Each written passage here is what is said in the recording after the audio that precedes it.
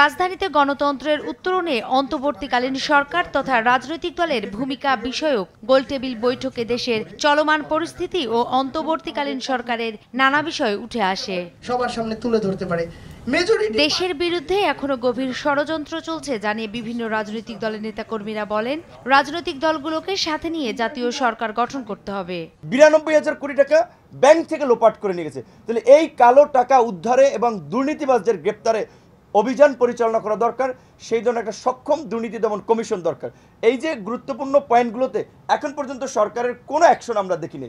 এবার আমি যদি পরবর্তী গভর্নমেন্ট কি করবে সেই জায়গা থেকে ইমিডিয়েটলি অবশ্যই একটা অনির্বাচিত সরকার যদি বেশি দিন থাকে, বাংলাদেশের যে বর্তমানে ভালনারেবল ইকোনমি, আপনার বুঝতে হবে এই ইকোনমিটা কিন্তু বেশিরভাগ মাফিয়া শিল্পগোষ্ঠীর হাতে জিম্মি, কর্মসংস্থান তাদের হাতে জিম্মি। তারা অনেকে দেশ ছেড়ে পালিয়েছে, অনেকে টাকা বাইরে নিয়ে পালিয়েছে। কাজে এখন এই কর্মসংস্থান বেকারত্ব একটা প্রভাব পড়বে। প্লাস হচ্ছে এই রকমের একটা অনির্বাচিত সরকার আনসারে ইউনূস স্যার নিজেই বলেছে বিদেশিরা জানতে চায় তোমরা কতদিন থাকবা। তাহলে একটা আনসেটেল গভর্নমেন্টের সাথে কিন্তু ফরেন ইনভেস্টমেন্ট হবে না। সেক্ষেত্রে মাস্ট বি শর্ট টাইমের মধ্যে একটা ইলেকশন। সেই শর্ট টাইম যদি 6 মাস হয়, 1 বছর, সেটা আমার আপত্তি নেই, কিন্তু আমি বলছি রাজনৈতিক দলগুলোর সাথে ঐক্যমতের ভিত্তিতে গণতন্ত্র চাই, পরিপূর্ণ গণতন্ত্র, এবং তার জন্য দরকার হচ্ছে একটা খুবই গ্রহণযোগ্য নির্বাচন।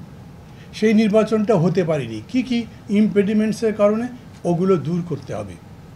একটা ইলেকশন কমিশন এটা তো চলে যেতে চায়।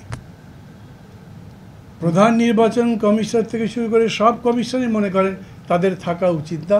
সরকার বলছে একটু অপেক্ষা করেন, কেন তারা এখনও ফিক্স করতে পারেনি কাদের দেবেন। আজকে যদি চলে যায় তাহলে কালকেই তো দিতে হবে। এইটা খুব কঠিন কাজ হবে না। আর এই সরকারের প্রতি মানুষের যে অকণ্ঠ সমর্থন আছে, তারা যেভাবেই দেন মানুষ মেনে নেবে। এ সময় বক্তারা বলেন, অন্তর্বর্তী সরকারের ব্যর্থ হওয়ার সুযোগ নেই। তাদের প্রধান দায়িত্ব একটি সুষ্ঠু নির্বাচন আয়োজন করা। এই সরকার যদি সফল না হয় আমরা সবাই ব্যর্থ, এবং এই সরকারকে সফল আমাদের সকলকেই করতে হবে। এই সকল দলকে করতে হবে, নাগরিক সমাজকে করতে হবে, আমরা যেখানে আসি সেখান থেকেই করতে হবে। তা না হলে আমাদের খবর আছে, ওই গ্রাম বাংলার কথা আমাদের খবর আছে সবার। ওকে, তো আর কত রক্ত দেব, আর কত আমাদের তরুণরা রক্ত দেবে?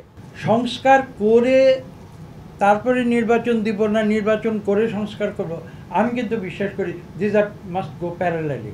সমান্তরাল প্রক্রিয়ায় এগুলোকে চলে যেতে হবে। সংস্কার হচ্ছে চিরন্তন প্রক্রিয়া, এটা চলতেই সবসময় চলবে। আর নির্বাচন আমরা জানি একটা স্থির করে যে 5 বছর পরে নির্বাচন। কাজে আমাদের সংস্কার এবং নির্বাচনকে পাশাপাশি নিয়ে যেতে হবে। বক্তারা বলেন, সংস্কার এবং নির্বাচনকে পাশাপাশি নিতে হবে। সুষ্ঠু এবং নিরপেক্ষ নির্বাচন করতে হলে নির্বাচন কমিশনকে সংস্কার করতে হবে। নূপুর মাহমুদ, দেশ টিভি, ঢাকা।